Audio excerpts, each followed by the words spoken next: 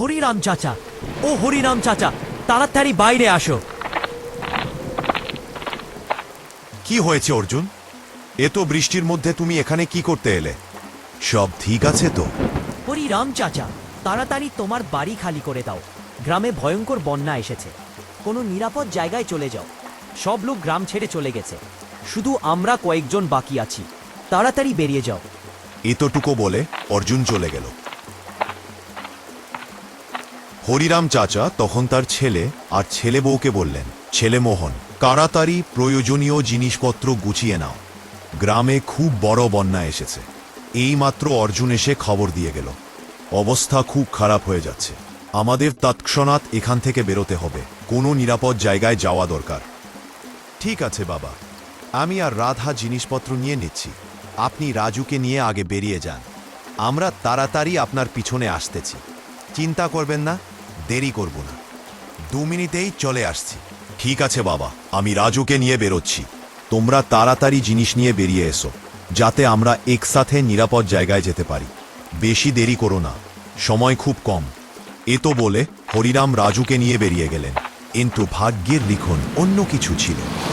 বন্যার জলোচ্ছ্বাস আরও বেড়ে গেল, যার ফলে মোহন আর রাধা বাড়ি থেকে বেরোতে পারল না। দুজনেই বন্যার জলে ভেসে গেল। এক মুহূর্তের মধ্যেই সবকিছু বদলে গেল। ওদিকে হরিরাম কাঁদতে কাঁদতে বললেন, হে আল্লাহ, এই দিনটা দেখার আগে আমি মরিনি কেন? আমার পুরো পৃথিবী শেষ হয়ে গেল। এখন আমার কাছে শুধু আমার নাতি রাজুই আছে, আল্লাহ তাকে রক্ষা করো আল্লাহ। বন্যা আরও ভয়ঙ্কর হয়ে উঠছিল। হরিরাম তার নাতি রাজুকে নিয়ে একটি নিরাপদ জায়গায় চলে গেলেন। সেখানে একজন লোক এসে জিজ্ঞাসা করল, চাচা, কি হয়েছে? এত চিন্তিত কেন? আপনার মুখে তো ফ্যাকাশে কেন লাগছে? সব ঠিক আছে তো?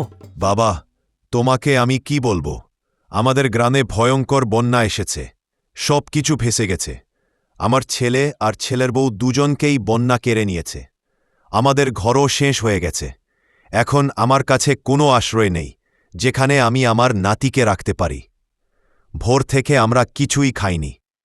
চাচা, আপনি চিন্তা করবেন না, পাশের গ্রামে একটা স্কুল আছে, সেখানে সরকার বন্যায় ক্ষতিগ্রস্ত মানুষদের থাকার ব্যবস্থা করেছে। সেখানে খাবার দাবারের ব্যবস্থা আছে। চাচা, আপনি আপনার নাতিকে নিয়ে ওখানেই চলে যান। যতদিন না আপনার গ্রাম থেকে বন্যা সরে না যায়, ততদিন না আপনি নিশ্চিন্তে থাকতে পারবেন। আর সেখানে অনেক মানুষ আছে, আপনি একা বোধ করবেন না। বাবা, তুমি না বললে আমি আর আমার নাতি হয়তো না খেয়ে এখানে মরেই যেতাম। কোনো অসুবিধা নেই চাচা, আপনি তাড়াতাড়ি সেখানে চলে যান। যতদিন না বন্যা সরে যাচ্ছে ততদিন সেখানে থাকুন, খাবারও পাবেন, নিরাপত্তাও পাবেন। ঠিক আছে বাচ্চা, আমি এখনই যাচ্ছি। এরপর হরিরাম তার নাতিকে নিয়ে সেই স্কুলের দিকে রওনা দিলেন। কিছুক্ষণ পরে সেখানে পৌঁছে তিনি দেখলেন এক পুলিশ দাঁড়িয়ে আছে। প্রথমে হরিরাম একটু ভয় পেয়েছিলেন, কিন্তু পরে সাহস করে বললেন, বাবা, এটা কি সেই স্কুল যেখানে বন্যায় ক্ষতিগ্রস্ত মানুষরা থাকে? হ্যাঁ চাচা, এটাই সেই স্কুল। কিন্তু আপনি কেন জিজ্ঞেস করছেন? আপনি এখানে কি জন্য এসেছেন? বাবা, আমাদের গ্রামেও ভয়ঙ্কর বন্যা এসেছিল, পুরো গ্রাম ভেসে গেছে। আমি শুনেছিলাম যাদের গ্রামে বন্যা এসেছে তাদের জন্য সরকার এখানে থাকার ব্যবস্থা করেছে, তাই আমি এখানে এসেছি। হ্যাঁ চাচা, আপনি একদম ঠিক জায়গায় এসেছেন। এখানে আপনার মতো মানুষরাই থাকছেন। আপনিও এখানে থাকতে পারবেন। আসুন ভেতরে, আমি আপনার জন্য একটা ঘরের ব্যবস্থা করে দিচ্ছি। হরিরাম ভেতরে গেলেন। এক লোক তাকে ঘর দেখিয়ে দিল। ঘরে গিয়ে হরিরাম বললেন, বাচ্চা, আমার একটা কথা শোনো। বলুন চাচা। আমি আর আমার নাতি ভোর থেকে কিছু খাইনি। যদি কিছু খাবার পাওয়া যায় তবে আমাদের জন্য নিয়ে আসো, আমাদের খুব ক্ষুধা লেগেছে। চাচা, আপনি চিন্তা করবেন না, আমি এখনই খাবার নিয়ে আসছি। সরকার সবকিছু আপনাদের জন্যই দিয়েছে। আপনারা না খেলে আর কে খাবে? তারপর সে লোক খাবার নিয়ে এলো এবং হরিরামকে দিয়ে চলে গেল। হরিরাম আর তার নাতি পেট ভরে খেল। খাওয়া শেষ হলে রাজু জিজ্ঞেস করল, দাদু, মার বাবা কবে আসবে? এত সময় হয়ে গেল, কেন তারা এখনো এলো না? রাজুর কথা শুনে হরিরামের চোখ ভিজে উঠল। নরম গলায় বললেন, রাজু বাপ, তোর মা আর বাবা আর আসবে না, তারা আল্লাহর কাছে চলে গেছে, এখন সেখানেই থাকবে। তুই চিন্তা করিস না, আমি তো আছি তোর সঙ্গে। না দাদু, মা আর বাবা কি আমাদের ছেড়ে চলে গেছে? রাজু বাপ, তারা আমাদের ছেড়ে যায়নি। ভগবান তাদের নিজে কাছে ডেকে নিয়েছে। যাদের ভগবান কাছে ডেকে নেয় তারা আর এই দুনিয়ায় ফিরে আসে না। তারপর অনেকক্ষণ দাদু নাতি কথা বলল। পরে রাতটা সেখানেই কাটালাম। সকালে ঘর থেকে বেরিয়ে হরিরাম দেখলেন বাইরে অনেক লোক জড়ো হয়েছে। তিনি তাদের কাছে গিয়ে আলাপ জমালেন। তখন একজন লোক জিজ্ঞেস করল, ভাই আপনি কোন গ্রামে? আমি আপনাকে গতকাল আসতে দেখেছিলাম। আপনার সঙ্গে শুধু এক ছোট ছেলে ছিল। আপনার বাকি পরিবার কোথায়? তারা এখানে কেন আসেনি? হরিরাম উত্তর দিলেন, আমার পরিবারে ছিল ছেলে, ছেলেবউ আর এক নাতি। যখন বন্যা এল তখন তার জলোচ্ছ্বাস খুব ভয়ঙ্কর ছিল। আমি আর আমার নাতি বেঁচে গিয়েছি, কিন্তু আমার ছেলে আর ছেলেবউ বন্যার জলে ভেসে গেছে। এখন আমরা দুজনেই শুধু বেঁচে আছি। লোকটি দীর্ঘশ্বাস ফেলে বলল, ভাই আপনার কথা শুনে খুব কষ্ট পেলাম। আপনার তরুণ ছেলে আল্লাহর কাছে চলে গেল। আল্লাহ আপনাকে ধৈর্য দিক আর তাদের আত্মা শান্তি পাক। আমরা সবাই আপনার সঙ্গে আছি, আপনি একা নন। কিছুক্ষণ তাদের সাথে কথা বলে হরিরাম আবার নিজের ঘরে ফিরে গেলেন। সময় এভাবেই চলতে লাগল। একদিন পুলিশ সবাইকে বাইরে ডাকল এবং বলল, আমরা আপনাদের গ্রাম সম্পর্কে খোঁজ নিয়েছি। এখন আপনাদের গ্রামে বন্যা পুরোপুরি সরে গেছে, তাই সবাই গ্রামে ফিরে যেতে পারবেন। সরকার আপনাদের টাকা দেবে যাতে নতুন ঘর তৈরি করে আবার বসবাস করতে পারেন। তখন হরিরাম বললেন, বাবা ঠিক আছে, আমরা ফিরে যাব, কিন্তু যে টাকা দেওয়ার কথা বলছো সেটা কবে পাওয়া যাবে? এখন তো আমাদের কাছে কিছুই নেই। নতুন ঘর কিভাবে বানাবো? চাচা, আপনি চিন্তা করবেন না, আজকেই আপনাদের টাকা দেওয়া হবে। এখান থেকে যাওয়ার সময় আমি আপনাদের হাতে টাকা তুলে দেব যাতে নতুন ঘর তৈরি করতে পারেন। এরপর টাকা হাতে পেয়ে সবাই নিজ নিজ গ্রামে ফিরে গেল এবং নতুন করে ঘর বানাল। হরিরাম চাচাও আবার আগের মতো জীবিকা শুরু করলেন। চাষবাস করে সংসার চালাতেন। একদিন তিনি বাড়ির সামনে একটা ছোট্ট বটগাছ এনে লাগালেন। তখন নাতি রাজু জিজ্ঞেস করল, দাদু আপনি এই বট গাছটা বাড়ির সামনে কেন লাগাচ্ছেন? হরিরাম হাসি মুখে উত্তর দিলেন, রাজু বাছা, এই বটগাছ একদিন বড় হবে, তখন এটা আমাদের আশ্রয় দেবে, তাই আমি এটাকে বাড়ির সামনে লাগাচ্ছি। রাজু অবাক হয়ে বলল, দাদু, গাছ আবার কিভাবে আমাদের আশ্রয় দেবে? গাছ কি কাউকে আশ্রয় দিতে পারে নাকি? হরিরাম শান্ত গলায় বললেন, প্রতি ২-৩ বছর পর পর প্রচণ্ড বৃষ্টি হয় আর তখন ভয়ঙ্কর বন্যা আসে। তখন গ্রামে অনেক ক্ষতি হয়, তাই আমি এই বটগাছ লাগাচ্ছি। যখন এটা বড় হয়ে উঠবে আমি এর ওপর একটা ছোট কুঁড়ে ঘর বানাব, আর বন্যা এলে আমরা সেখানে থাকব। এতে আমাদের কোনো ক্ষতি হবে না। সত্যি দাদু, এই গাছ কি আমাদের রক্ষা করবে? হ্যাঁ বাছা, নিশ্চয়ই রক্ষা করবে।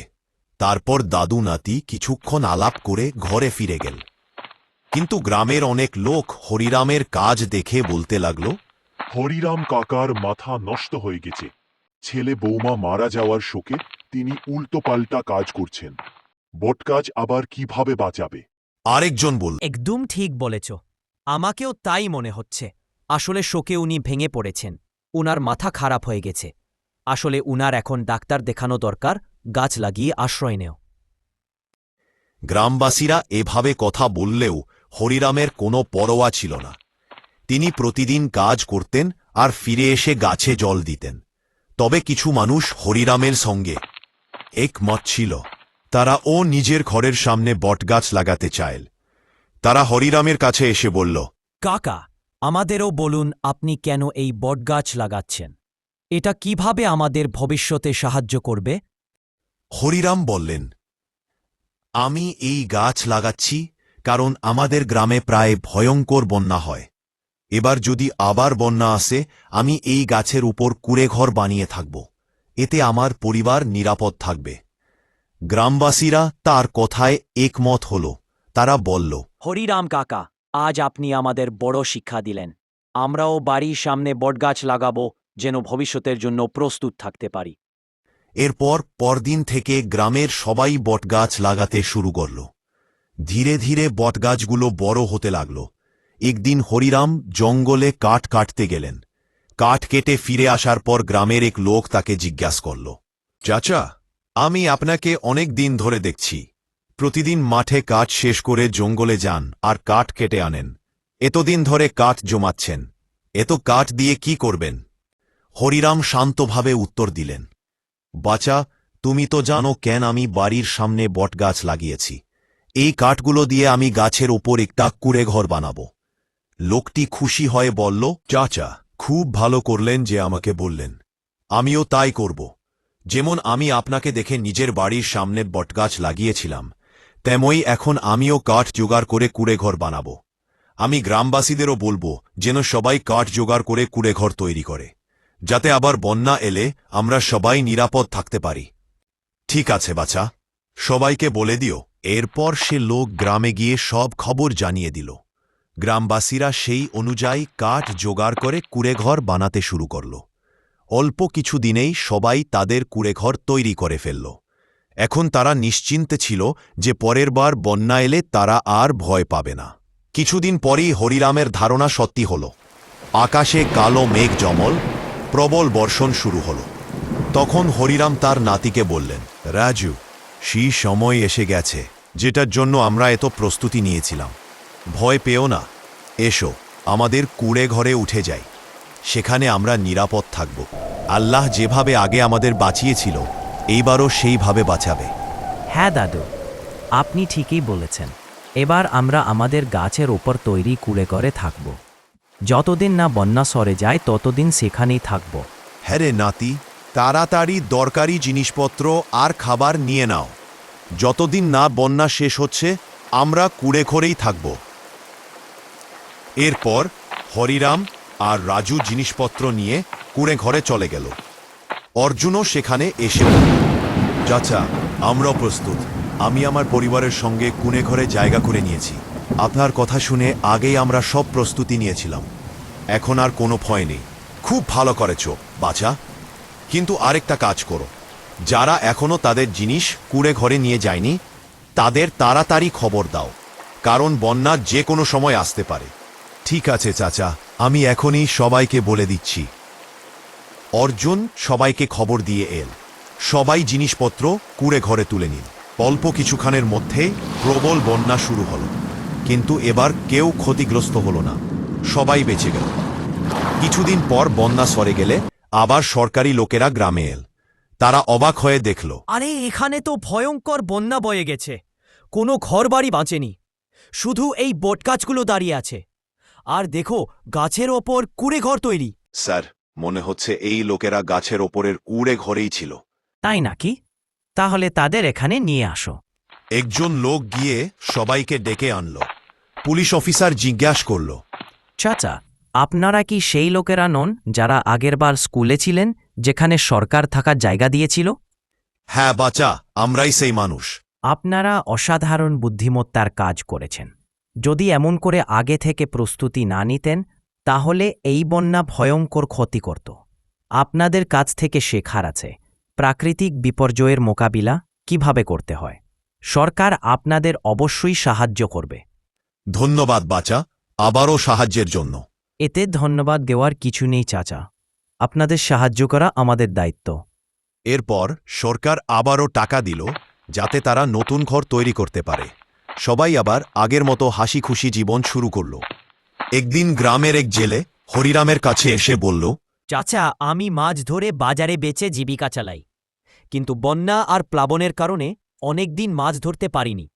তাই গ্রামের পিছনের দিকে গিয়ে মাছ ধরার চেষ্টা করছিলাম, কিন্তু সেখানে গিয়ে দেখি এক জমিদার মাছের খামার করেছে। কিন্তু যখনই বন্যার জল আসে, সে ওই জলকে আসল পথ দিয়ে যেতে না দিয়ে আমাদের গ্রামের দিকে ঘুরিয়ে দেয়। এতে আমাদের গ্রাম ডুবে যায়। জেলের কথা শুনে হরিরাম রাগে বললেন, তুমি কি সত্যি বলছে? হ্যাঁ আচ্ছা, আমি একদম সত্যি বলছি। সে নিজের মাছের খামার বাঁচাতে আমাদের গ্রাম ডুবিয়ে দিয়ে। তখন তারা জমিদারের কাছে গিয়ে বলল, জমিদার বাবু জমিদার বাবু বাহিরে আসুন, একটু কথা আছে। জমিদার বাবু, আপনার সাথে একটু কথা আছে। আপনার জন্য আমাদের অনেক ক্ষতি হচ্ছে, দয়া করে এই কাজ বন্ধ করো। কিন্তু জমিদার অহংকারী ভঙ্গিতে বলল, কে তুমি? আমি এই কাজ বন্ধ করতে পারব না। যদি আমি জল না ঘোরাই তাহলে আমার পুরো মাছের খামার ভেসে যাবে। আমি আমার খামার ডুবতে দেব না। তাই আমি আগের মতোই জল তোমাদের গ্রামের দিকে ঘুরিয়ে দেব। যদি তুমি এই কাজ বন্ধ না করো তবে আমার পুলিশের কাছে অভিযোগ করব। তোমার বিরুদ্ধে কঠোর ব্যবস্থা নেওয়া হবে। জমিদার হেসে বলল, তোমার যা ইচ্ছে করো, আমি আমার মতোই করব। এরপর সবাই গ্রামে ফিরে এসে আলোচনা করল। তখন অর্জুন বলল, চাচা, যদি জমিদার আমাদের কথা না শোনে তবে আমাদের উচিত সরাসরি থানায় অভিযোগ করা, তবে ব্যবস্থা নেওয়া হবে। তুমি ঠিক বলেছ, চল সবাই মিলে থানায় যাই। এরপর তারা থানায় গিয়ে ইন্সপেক্টরকে সব কথা বলল। স্যার, আমাদের গ্রাম বারবার বন্যায় ভেসে যাচ্ছে। এর আসল কারণ জমিদারের মাছের খামার। সে ইচ্ছে করে জল ঘুরিয়ে আমাদের গ্রামে পাঠায়। আমরা চাই ওই খামার বন্ধ হোক। পুলিশ বললেন, ঠিক আছে, তোমরা চিন্তা করো না, আমি ব্যবস্থা নেব। পরদিন পুলিশ অফিসার গ্রামে এলেন। হরিরামকে সঙ্গে নিয়ে তিনি জমিদারের বাড়িতে গেলেন। সেখানে সব তদন্ত করে তিনি বললেন, চাচা, আপনার কথা একদম সত্যি। জমিদার দোষী। সে ইচ্ছে করেই জল ঘুরিয়ে আপনার গ্রামে পাঠায়, যাতে তার মাছের খামার বাঁচে। এখনই তার বিরুদ্ধে ব্যবস্থা নেওয়া হবে। তার খামার বন্ধ করা হবে এবং আইন অনুযায়ী তাকে শাস্তি দেওয়া হবে। আপনাদের আর চিন্তা করার দরকার নেই। ন্যায় বিচার অবশ্যই হবে। ইয়া বাচা, এখন শুধু তোমরাই আমাদের ভরসা। এরপর জমিদারের খামার বন্ধ হয়ে গেলা, তার শাস্তি হল। গ্রামের মানুষ শান্তিতে থাকতে শুরু করল। হরিরাম চাচা তার নাতি রাজুকে নিয়ে আবার আগের মতো চাষবাস করে জীবন কাটাতে লাগলেন।